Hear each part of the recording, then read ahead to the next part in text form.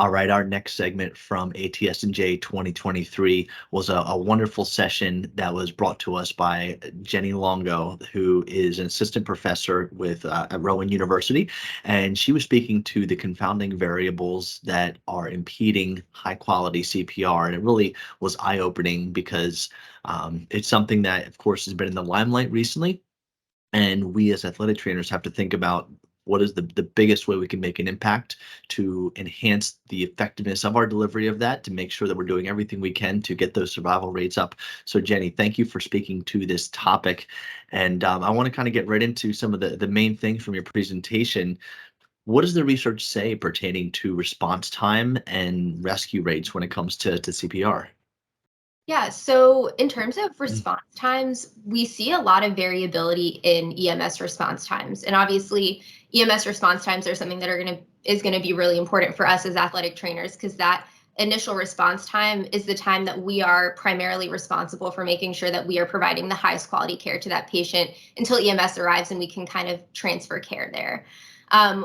What some of the research is really telling us is that variability in response times is really significant when we look at income of the area. So there are statistically significant differences in our EMS response times between low and higher income areas. So in our higher income areas, we're looking at an average of just over 8 minutes compared to just over 9 minutes in the lower income areas. And then again, in both of those, that's just the average. So we can see things well exceeding 15 minutes for specifically cardiac arrest calls. So those numbers I was speaking to were very specific to cardiac arrest calls.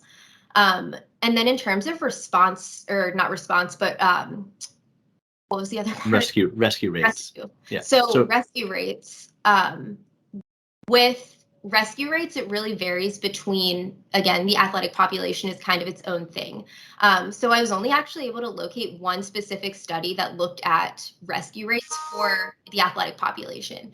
And there, basically, the survival rate was only 48%. So in our athletic population, they were looking, I believe, 11 to 27 years of age. The rescue rate was only 48%. When I looked at an overview of just general cardiac arrest rescue rates, I saw values as low as like 8%. So like 92% were not recovering after a cardiac arrest event. And just when you think about 48% being a survival rate, while that's amazing on one side, because it could be worse, it's still not good enough. And there's things that we can do as athletic trainers, as first responders in general, to enhance that survival rate. But first it looks at what are those barriers. You mentioned a lot of barriers that get in the way of us delivering that higher survival rate or just providing high quality CPR. What are some of those barriers? Yeah, so specifically when we think about like athletic trainers in the settings we're working with, there are a whole host of barriers that may not be seen in other healthcare settings. So I think the first one that comes to mind for a lot of us, especially with some of the things that have been happening in our world recently, is our equipment-laden population. So we know that in athletes, we have a couple different sports in which our athletes are wearing equipment that inhibits our access to the chest and airway. So our football athletes, lacrosse, hockey are the top three that kind of immediately pop into my mind. And so definitely the presence of athletic equipment is one of the big things that we need to make sure that we're prepared for. So being prepared with a plan of like how to remove that equipment, what we're going to do, is definitely one of the biggest barriers I think that we see. There are some other things that we also need to think about. So one of those being what we sort of just discussed is if our EMS are taking 8, 10, 12, 15 minutes to get there, are we prepared to do CPR for that long? Because I think in a CPR class, we go for like 2 minutes and we're all probably sweating at the end of it. So making sure that we're prepared to actually administer care for a more realistic time frame.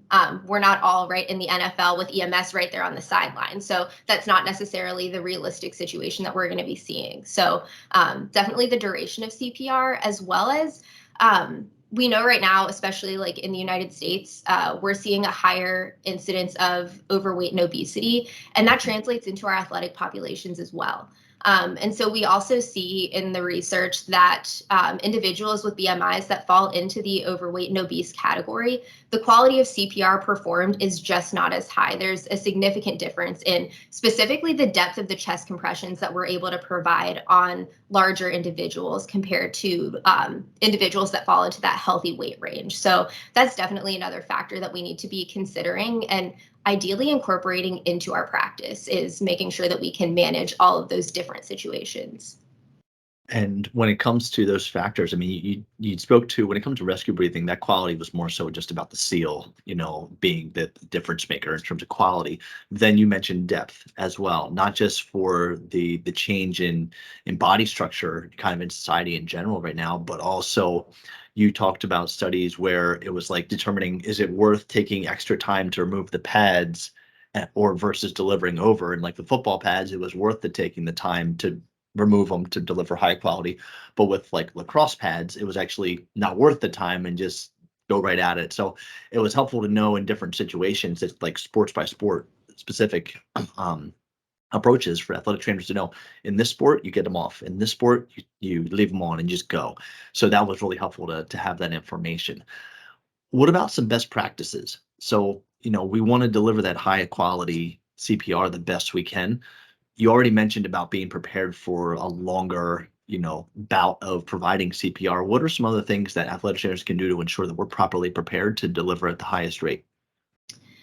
I think the biggest thing really is just practice. And I think that was the biggest thing I wanted people to take away from this talk, was not you should always do this or always do this in this athletic population versus this one, but it's decide what you're going to do and make sure that you're prepared to do that. So if you're working with an equipment laden population, making sure that you are regularly practicing how you're going to remove the equipment removal, what pieces are you going to remove and when are you going to remove them, as well as practicing it truly the way you're going to perform it. So are you going to use a bag valve mask? Are you going to use a pocket mask? What are you going to use? And make sure that you're prepared to perform high quality care with that particular device.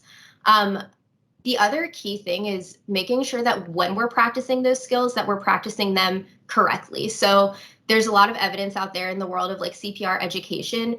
And we know from the research that's been done that instructor feedback is just not accurate. So we should ideally be practicing CPR using some kind of deliberate feedback device that's giving us like quantitative information about the quality of the chest compressions and ventilations we're performing. The last thing that I would throw out there is currently our emergency cardiac care has to be renewed every 2 years. The evidence tells us that really we should be practicing monthly. So monthly training far exceeds 3 months, 6 months, 1 year renewals. So we really need to make sure that this is a skill that we are staying up to date with and practicing regularly. And we know that with the use of deliberate feedback devices, we can do 2, 3, 4 minutes of practice once a month, and that's going to help us maintain high quality skills in this area. So frequency of training and just the overall quality of training, I think is the biggest thing. It's absolutely crucial because, we all go through the certification and the recertification. You do it once in the 2 years, and then you just hope that you never have to do it in real life. So a reminder about the science behind the need for doing this on a monthly basis is crucial, because I think we all need to find some way, finding a resource locally that has those devices or investing in them ourselves with our program to make sure that you have that practice on a regular basis makes it significantly more likely that you're going to save someone's life and get through that horrible situation in the best possible way. So thank you for bringing this to ATS&J and to light with this research. Jenny, your contact information is in the show notes if anybody wants to reach out with any further questions as well. But again, thank you for your contributions to ATS&J 2023, and hope you take care and good luck with everything else the rest of the school year. Thank you. Have a great day. You too.